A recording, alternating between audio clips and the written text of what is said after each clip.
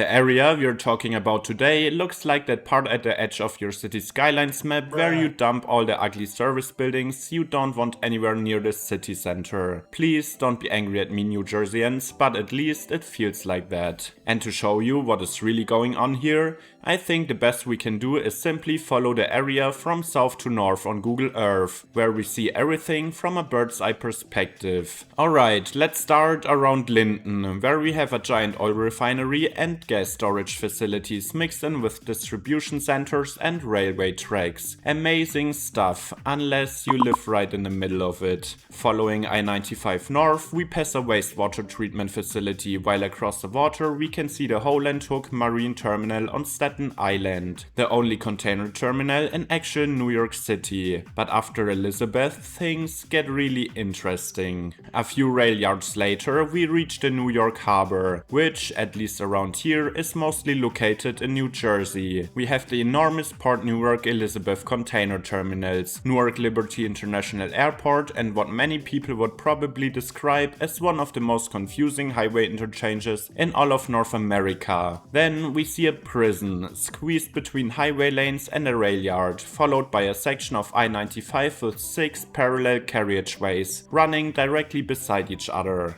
Like, what the F is actually going on here? After a few more warehouses, distribution centers and sewage treatment facilities around Newark, we enter this enormous swamp around the Hackensack River. But even this area is crisscrossed by highways, railways, bridges, power lines and industrial buildings. Finally, after passing a few more warehouses, we end up at MetLife Stadium in East Rutherford. And honestly, this is probably one of the wildest and most fascinating areas around New York City. And I'm honestly as happy as a child because I'll finally be flying to New York in late September. Greetings to Aaron. I absolutely can't wait. But first, let's find out what on earth is actually going on here and why so much of the infrastructure supporting New York City ended up on the other side of the river in New Jersey. Chapter 1. The backstage of a megacity. Our route begins in Linden, roughly 20 kilometers southwest of Manhattan. The first thing dominating the map is the Bayway refinery. It opened in 1909 and covers more than 1,200 acres. Around it are storage tanks, power generating stations, railway sidings and distribution centers. And the location is definitely not random. The refinery sits beside the Arthur Kill, a navigable waterway connected to Newark Bay and the Raritan Bay to the south. So goods could be transferred between ship, rail and roads. It is also close to New York's enormous market, but far enough away that nobody in New York itself would see it. Following the Turnpike north, we pass wastewater facilities and more industrial land. Across the water is Howland Hook Marine Terminal on Staten Island, one of the major container terminals in the port of New York and New Jersey. Howland Hook is actually the part of this corridor that sits inside New York City itself. The terminal occupies more than 200 acres. And recent expansion plans are designed to increase its container capacity significantly. Modern ports require far more land than the old piers of Manhattan and Brooklyn could provide. Container ships need deep channels, enormous cranes, storage yards, railway tracks and direct access for thousands of trucks. New Jersey had flat waterfront land, excellent connections and enough space to build all of this on a gigantic scale. The result is the service district of New York City and the entire New Jersey region.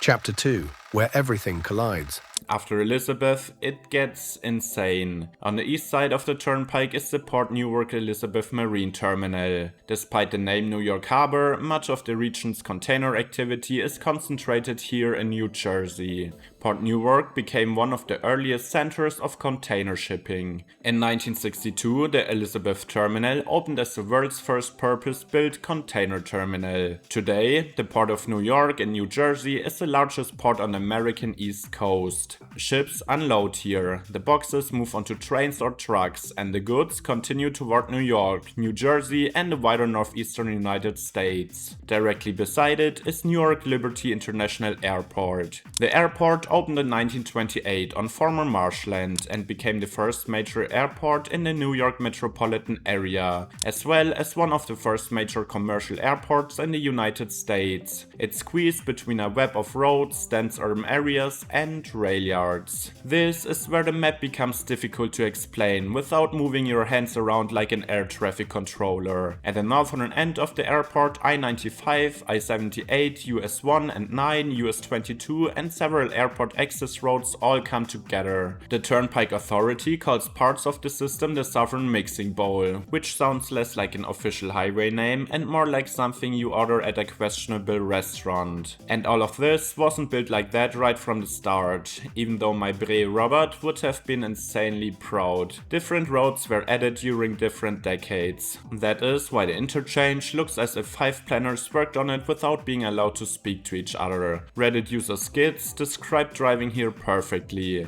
Never have I been in more of which damn lane goes where situation than in this area. Even with GPS, it's stressful as hell. Yeah, the roads are definitely confusing.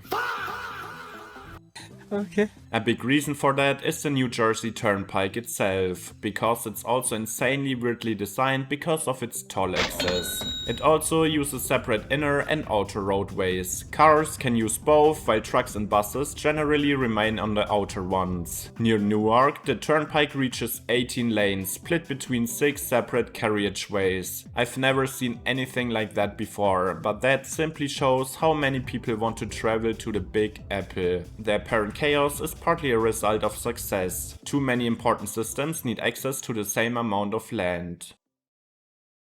Chapter 3: The swamp that carries the region. North of Newark, the dense industrial landscape gradually opens into the Hackensack Meadowlands. From above, it looks like a huge empty swamp that somehow survived between Newark and New York. But it is crossed by the New Jersey Turnpike, Route 3, railway corridors, bridges, power lines, warehouses and distribution centers. Here is also my favorite part of the highway infrastructure. Next to Secaucus Junction is this Trumpet interchange, with a long bridge making a 100-degree curve and coming back to the exact same place. Just What? why? Anyway, for centuries the wetlands were treated as useless land. Roads and railways crossed them during the 19th century, while later generations filled sections for industry, landfills and development. Lower land prices and the proximity to New York also encouraged railway companies to build large yards throughout the Meadowlands. History explains why so much infrastructure ended up here, but calling the Meadowlands empty land is misleading. They provide habitat for hundreds of bird, fish, mammal and plant species. They sit beside some of the most intense infrastructure in North America, creating one of the strangest contrasts anywhere around New York. A local summarized the area's reputation with very dry New Jersey honesty. I mean, besides the smell, the toxic waste, heavy metals, segmentation through rail, highway and warehouse, yeah, it's fine I guess.